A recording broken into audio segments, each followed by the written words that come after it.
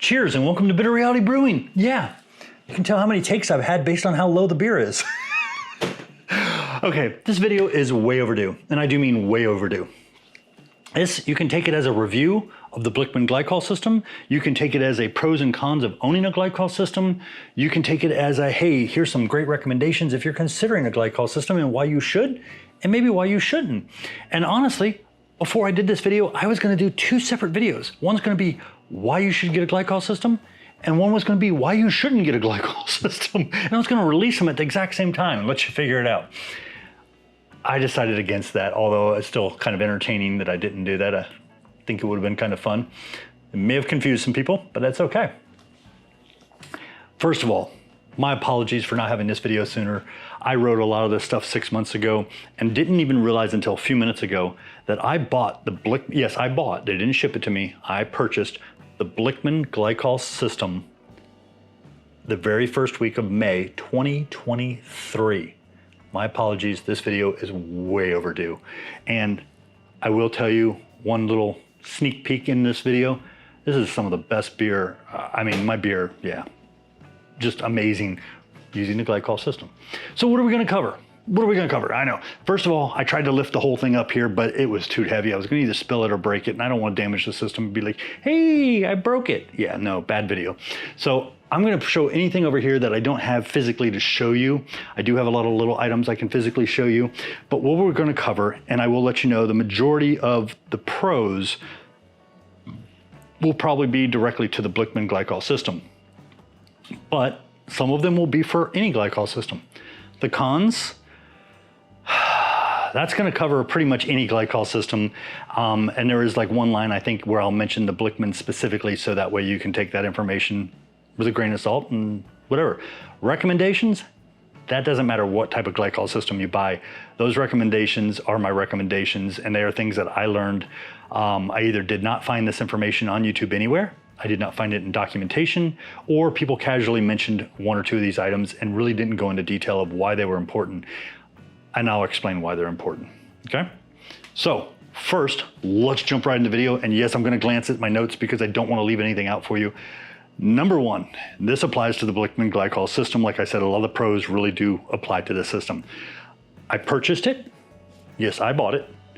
Blichmann did send me 2.5 gallons of glycol as of, hey, thank you. And I was looking at every system, and I had the possibility of buying any system. What do I do as a job, a day job? I'm an IT person. So one of the biggest things that attracted me to the Blichmann system was what I call an open format. If you're in IT and you've heard of the word open source, that is something I liked. I heard people complain about built-in pumps, built-in temperature controllers, and them breaking, or maybe they didn't support heat and they had to like jerry-rig them, or they had to go in and take things apart and wire it different so that they could do different things. I didn't want to deal with that crap. I didn't want to deal with something I'm going to have to pull out, put something else in. I didn't want to deal with any of that. And I didn't want to pay for all that extra crap. I just wanted to get something that was really good. Quiet was definitely a bonus. Reliable, and allowed me to grow. So if I decided to do a bunch of beer for some big event or something, I had that ability to do that. And that's where the Blichmann system really came in, was that large open format. It shows 6 plugs. Yes, if you want to be negative, you can say it's just a power strip, or a fancy power strip, because it's got some foam that helps kind of keep the cables kind of in control, we'll say. But it is a purpose-built power strip. It does have 6 plugs. Does that mean you're restricted to only using 6 pumps and 6 fermenters? Blichmann might say so. I'm gonna tell you, you can easily get away with 10 or 12 using the small submersible pumps. And if you're doing 5-gallon systems, I don't think you'd have a problem. I can't even imagine you having a problem if you did lagering. If you're doing ales, you definitely won't have a problem. So that is one of the big things, is that a very open format that allowed me to use the equipment I wanted to use without having to be only using Blichmann, or only using this, or only using this product. I can use whatever I want. I have a plug. Yeah, and if I run out of plugs, I can get another plug from the wall. I don't need to worry about that. Number 2, this was a nice feature, and it was a big concern of mine, was amazingly quiet. And I'm gonna tell you that Blichmann markets it and advertises it as being kind of quiet. No, it's crazy quiet. Right now, I can hear like this, my kegerator, my keezer. I can't hear the Blichmann Glycol system. And I will list all the videos I've done previously about the glycol system. And I'm pretty sure there's one where I'm standing almost next to, you can barely hear it. It's so quiet. It's like a light hum of a fan, and that's it. And you can hear the condenser kick on occasionally. Super, super quiet. That is definitely a bonus. Now, the 6 plugs, like I said, you can do 10 to 12 if you really want it and get away with them for 5-gallon fermenters. Now, the other key is amazing temperature control. Now that deals with having something that's reliable and can keep things very cold. I barely see a spike when I'm doing one fermenter. And what I'm doing, I'm not gonna recommend this. This is Anvil / Blichmann. This is their temp controller. It does a decent job, but why do I not recommend it? Well, for a little bit more, you can get an Inkbird, which allows me to do hot and cold. And I know sometimes you're thinking, well, wait a minute, why do you need heat if you're gonna be using a glycol system? We'll go into that later, okay? But occasionally it's nice to be able to have that flexibility and have the heat and have the cool, especially if you're in some of those higher temperatures where you wanna keep it down, but you don't wanna keep it, we'll go into it. I've done it a couple times and it's just very, very convenient. I will say, also, I noticed an improvement in my beer consistency. Sometimes I have amazing beer. Sometimes it's not quite what I was expecting, or I was a little off because my temperature controls sometimes were like this. Well, now my temperature controls are literally within 1 degree, plus or minus, and it stays. Like if I want 68, it's gonna stay right at 68 and occasionally go up to 69, go down to 67, go back up. Very, very small curve beer improvement. If for nothing else, if you're considering a glycol system and the cost is not a big issue to you, you'll make some of the best beer you've ever made. That's why professional breweries use glycol systems, not to mention you can't exactly move it into a fermentation chamber if it's gigantic, but say, it's just amazing temperature control to get the best fermentation possible. Another, ability to chill to pitching temps. I know you're thinking, what? Well, if you're doing ales, I can use my Jaded Scylla immersion chiller, get it down to pitching temps for ales. Lagers, I gotta use a lot of ice for the recirculation pump. The water here in Florida is very warm. It's not cold coming from the tap. Seems kind of cold to us because it's hot outside.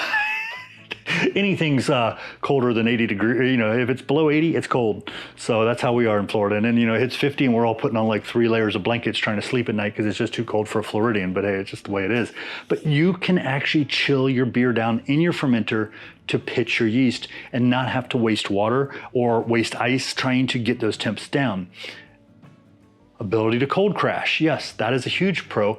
Now, the cold crashing has, what do you say, a catch. You can't be doing it with a bubbler. You're gonna get sucked back and you're gonna get oxygen on top of your finished beer. That's gonna be bad. You only wanna use it in a pressure fermenter that either has a fair amount of pressure or you can put more pressure on it as it's cold crashing so that your fermenter doesn't, like, you know, cave in or get little dimples. But yeah, ability to cold crash before you move it to the keg. That's super cool. This was a restriction of mine when I had the fermentation chamber. I had gradients. I knew, like, if I'm here, I'm at 68. If I'm over here, I'm like 70, 72. But, you know, and then I can lower it, but I had gradients in temperature within that chamber. Yeah, with the glycol system, on the Blichmann Glycol system, I can ferment 6, as many as like 10 easily at different temperatures. I can be doing a couple lagers, a couple ales. Because the glycol system, you can bring it down. I keep mine around 27 degrees. You can keep it at 35, whatever you want. But I watch my power usage. It's minimal. I'm not worried. But at 27 degrees Fahrenheit, it doesn't take but a burst of that liquid to come on through the fermenter to bring that temp down to where I need it. And then occasionally the pump will kick on, shut off, just to keep the temp where it needs to stay. But I can ferment ales and lagers at different temperatures all at the same time and have them all at different temps and even gradients if I want to change, ramp it up a little bit. That's a good one where you might want the heat wrap and you want the cold with the pump because maybe you were trying to ferment it cool and then you're going to ramp it up, you know, distill. Yeah. there's reasons sometimes to do that. Or maybe you're trying to, get the yeast going. So you're going to keep a lager, which is a trick that White Labs used to recommend and hasn't stopped recommending. It's just not on their paperwork anymore. But you can run your lager at a slightly warmer temperature for the first day to get that yeast populating and kind of kick it off. And then you can slowly bring it back down to the correct temps and let it finish out fermenting. And then you can bring it back up. Well, if you got heat and cold, you can control those very easily without having to disconnect something, plug something else, or move it over somewhere else. Just really easy. Glycol Mixture lasts a very long time. How long? I don't know. When I was up in Lafayette, Indiana earlier this year at Blichmann, I think they said they had it in there like 4 or 5 years and they hadn't changed it, and it's working beautiful. And yeah, here in Florida, occasionally I get a bug in there, but I dig the bug out. It's all good. I'm not drinking the glycol, but you do have to use food grade just in case for safety. Specifically to the Blichmann system, there's nothing built in that can break or restrict the flexibility. Now, yes, there is like an air conditioning system on the bottom, and there is a container that's sealed with a little spigot on the back if I want to dump everything, but that's it. I don't have a temperature controller. I don't have pumps built in. I don't have anything I got to dig out to try to replace and buy directly from only one company. It is very open. There's no that's another pro. There's no proprietary parts or connectors. I can get anything I want from anywhere. And like I said, I don't really care for this. I like my Inkbird. Do you need a Wi-Fi one? No. Did I buy one? Yeah. Do I like it? Yeah. So very open format. You can put what you want in there. Pumps, okay? I have Blichmann pumps, I have an Anvil pump, and I actually am starting to prefer these. They're really cheap, they're like 20 bucks. Now, you still have to get the power source, but a lot of you have the right power source sitting around for 12 volts. These things work awesome, and they're cheap. Gotta save money somewhere. This one's a huge one that I didn't think much about until I decided to move my glycol system from one side of my 470 square foot garage over to the total opposite corner. And Blichmann had told me about this, and I was like, And then when I got to use it, I was like, happy it has it. Wheels. Comes with really solid casters. You can get bigger ones for it, but the ones that come with it are great. Unless you got real rough concrete, I would not recommend getting the really big ones. Unless, like I said, you got really rough concrete and you need something kind of like mag wheels, like you're going off-roading. But the ability to take that thing, because I told you it's heavy as hell with all the liquid in there, and I can just roll it across the floor, put it over somewhere else and move things around. Sometimes you don't like your brew space, it's not working for what you're doing, or you're bringing something else into your workspace and you need to move things around. Wheels are huge. Wheels are huge. Independent control. There are a few of them out there where you kind of set the temp and that's what the temp is. Well, like we said, every single plug, all 6 plugs, plus any plugs I decide to plug in outside of the system, are all independently controlled by whichever type of controller I put in there to control the temps. And yes, I do have thermal wells, so yeah, everything's independent. Love that. Now, some people say, and I even thought about building a actual cool room using, one of those little air conditioner hacks and, just having an entire room that just stays really super cool. I didn't realize that glycol chilling, or a glycol chiller, is considerably better at heat removal than the removal capacity of just a air controlled room. Never thought about it. Never, I'm not an air conditioning person, but it's just much more efficient and much, much better at removing the heat and keeping the temps where they need to be. Had to have a sip of my beer. Why? Because we're on the cons. And I have a lot of cons. Like I said, I had some regrets initially. Thought maybe I should have got a bunch of wrapped refrigerators, just 2 of those, and called it a day. But no, I'm very, very happy I did what I did. But the majority of these cons are going to have one theme in common, and that's expense.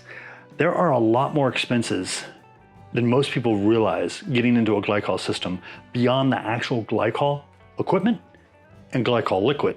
Yes, there are a lot more, and you might know of some of them. I will leave links down below, like I said, of the videos I did already, including ones that can keep your costs down a little bit as far as buying different types of equipment, because every fermenter has to support your glycol system. If it doesn't support it, what's the reason of having a glycol system? I'm telling you, trust me, I didn't think I was going to put everything on the glycol, and now everything has to go to the glycol. I love everything on the glycol. So first, the system, $1,100.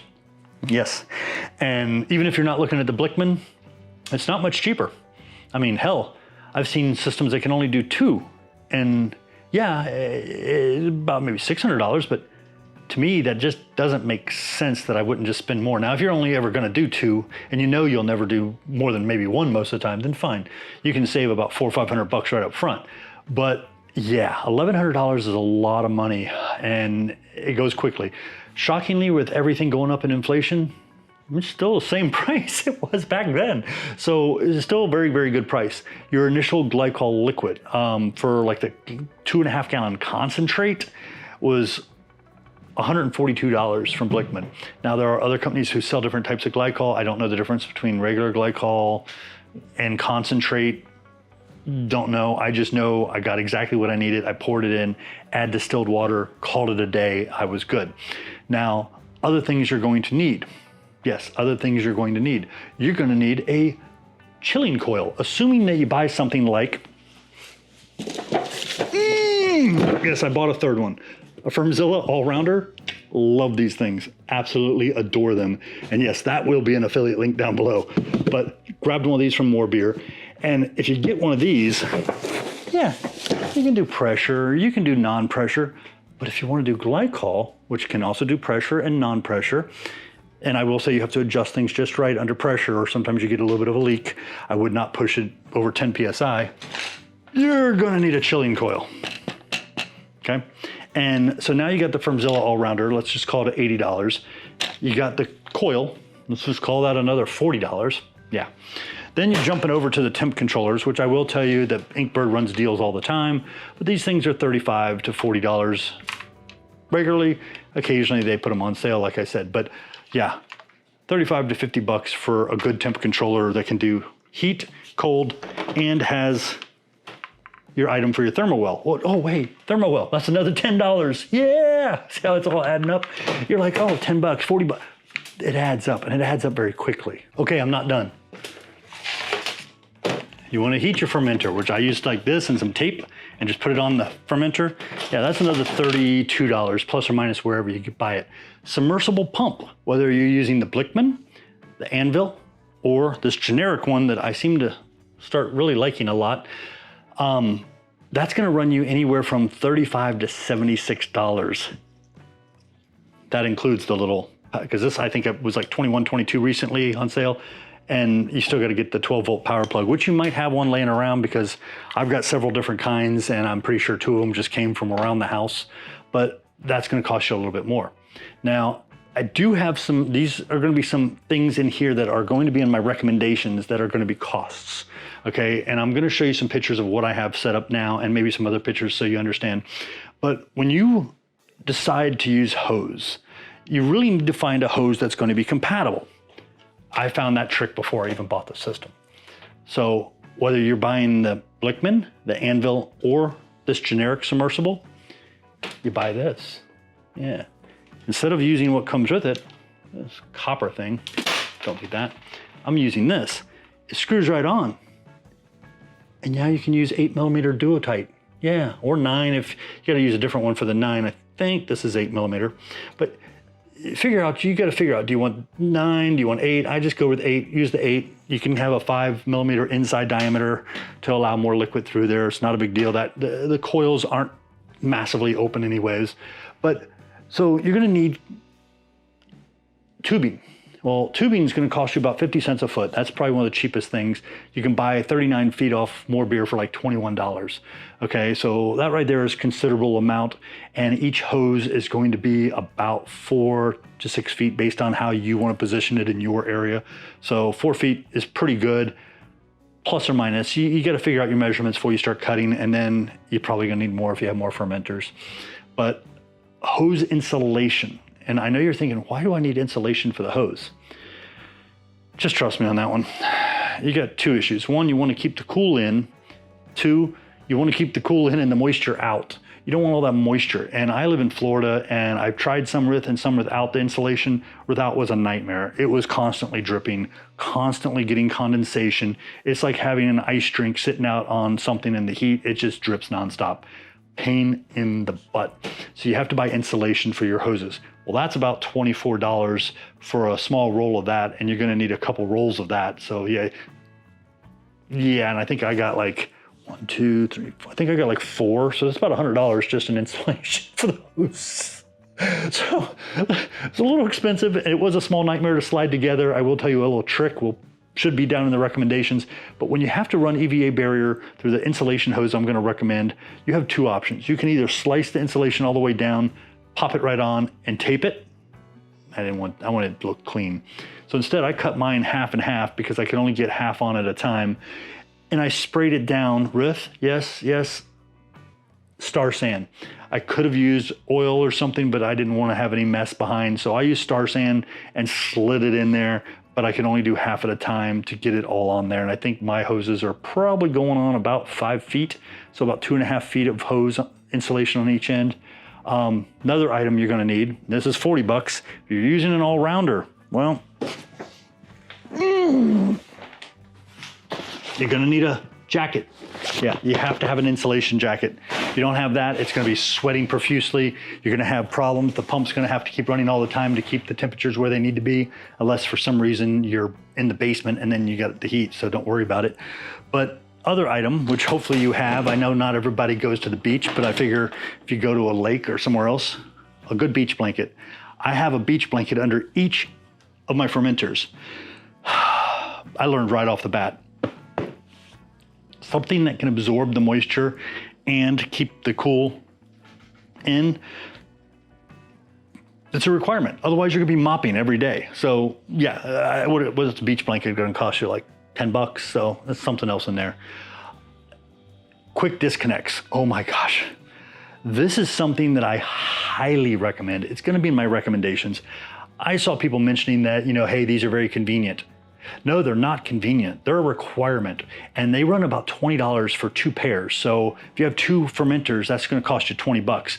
If you have more fermenters, you can get for $45. You can get 6 pairs, and I'll put the recommended links to the ones that I bought.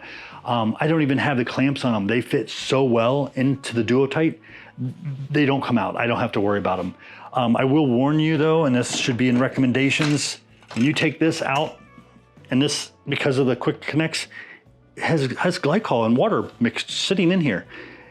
Don't apply a ton of heat to it right away. Let it get warm as you're cleaning it, because if you apply a ton of heat, one of these may shoot off. You will have a mess. I've only done that once, but I learned very quickly. So yeah, that's gonna cost you another $20 for 2 pairs. So let's say you have 2 fermenters, there you go, there's your $20. Bugs, yes, that is a con here in Florida. I check my glycol system about every month or month and a half, and I'm usually removing at least 1 or 2 small gnats or bugs. I removed a mosquito tonight. I have removed 1 beetle and 1 spider. It happens, I'm in Florida. We have bugs. Welcome to Florida. Okay, now into the cons that I've kind of already touched on that aren't expenses. They're just cons. They're just negatives. Cost was the biggest, but sweating. And I'm not talking about me, I'm talking about the tubing, the fermenter. Even with proper insulation, occasionally you're gonna get a little sweating dripping here and there. You need to be aware of it. If you have a big conical and everything, it just drips straight down, it just does. Stainless steel, oh my gosh, forget it. It drips a lot from condensation. So that's another reason I do like the all-rounder a lot, is it doesn't seem to drip as much or get super wet like that. Proper tubing insulation, that's in there. You need that. You just do. Proper fermenter insulation, you need that. And these are cons because these are things you have to have. And like I said, towels, like beach towels and stuff to catch the moisture from the bottom. Now let's go into major recommendations. Major recommendations, this should apply to any type of system that you're looking to buy. Okay. First, we've already kind of hinted on this, or we've touched on it quite a bit, but I'm gonna go a little bit further into it, and you probably took notice if I've shown you photos of this stuff already, but the insulation for the tubing, you should use color-coded. Red for the warm side, going out and going back into the glycol system. Blue for the cold. You pick your colors. I like blue because blue to me is always cold. Red is always hot. It's been something that's been on like faucets and sinks my whole life. So if you want to be crazy and pick wild colors, you remember those color codes. I don't need to. I got blue for cold, red for hot. Red goes into the system. Blue comes out of the pump.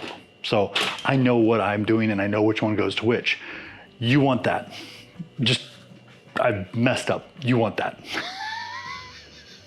Quick disconnects. Forget people recommending them. It is a nightmare if you do not have quick disconnects. Imagine every time you go to disconnect a hose, liquid just spewing everywhere, even with the pumps off because it's been primed. Just get the quick disconnects. Don't try to save a buck. EVA barrier hose with duo-tight connectors to every pump. We already touched on that, but it's super convenient. I put this in, I pop the duo-tight hose in, it goes through the insulation, it comes out, it goes into this chilling coil, it runs through, it comes back.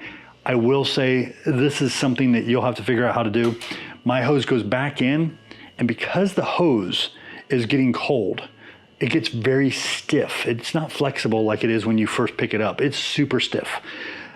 You need to make sure it's pointing down. And if you can find a way to weight that, put that in the comments. Let me know, because I still need to do that. Once in a blue moon, I don't check it. And once in a blue moon, and I think I've had it happen 3 times in a year and a half, the hose will be pointing up for some reason. And all of a sudden I'll have liquid coming out of the side of my glycol system. And it's a little bit splashing because it's splashing. And I'm like, what the hell? I open it, I'm like, oh wow. And I twist it down and move it around and get it adjusted so I don't have liquid flying out. But the Duo-Tight with the EVA barrier hose is just super, super convenient.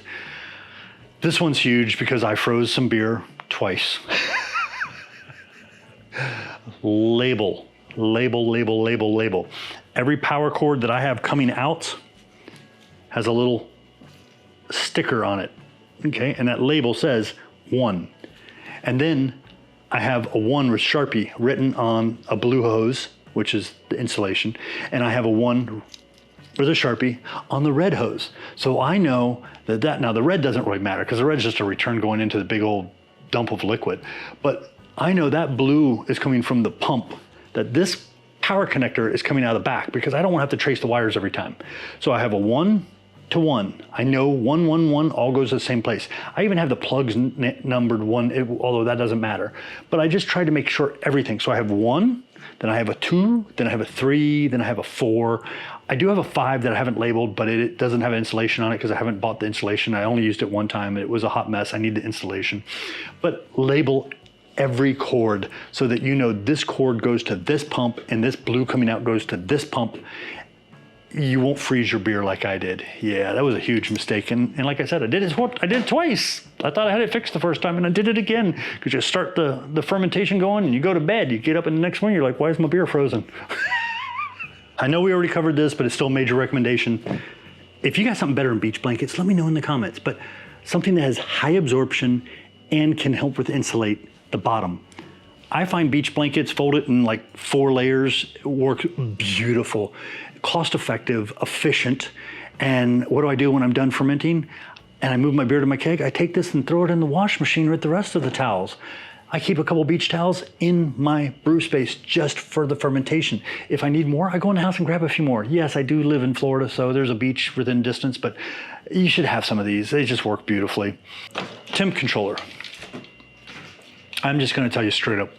Inkbird, Inkbird, Inkbird, Inkbird. It works.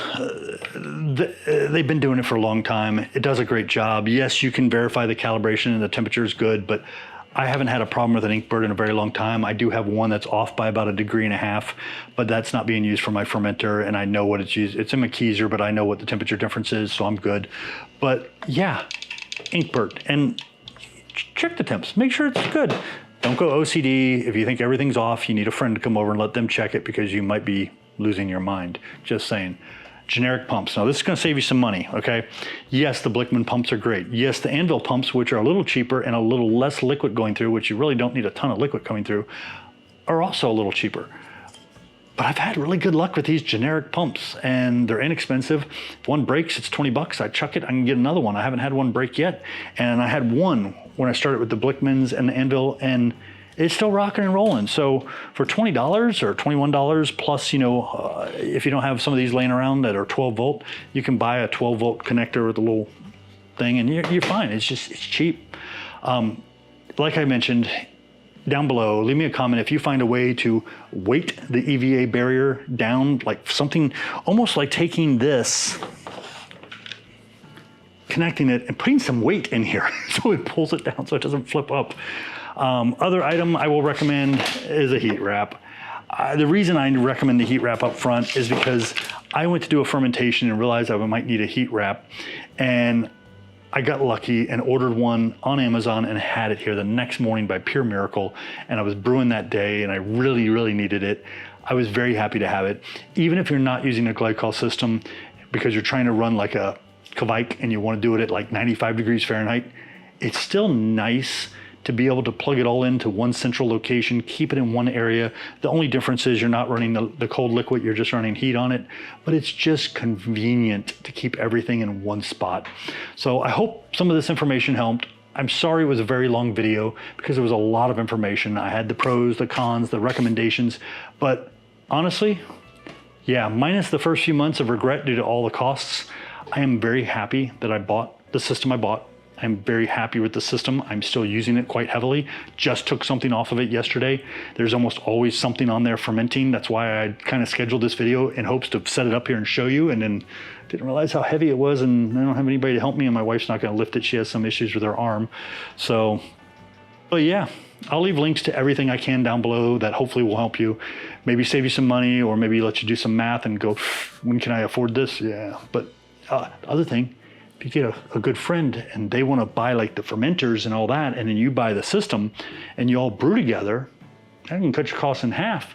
And they can stay at one person's house, and if you have to take it to the other person's house and you live close by, you can wheel it on over there. You don't have to lift it up, you know what I'm saying? So cheers, I appreciate you. Show me some love, definitely appreciate it.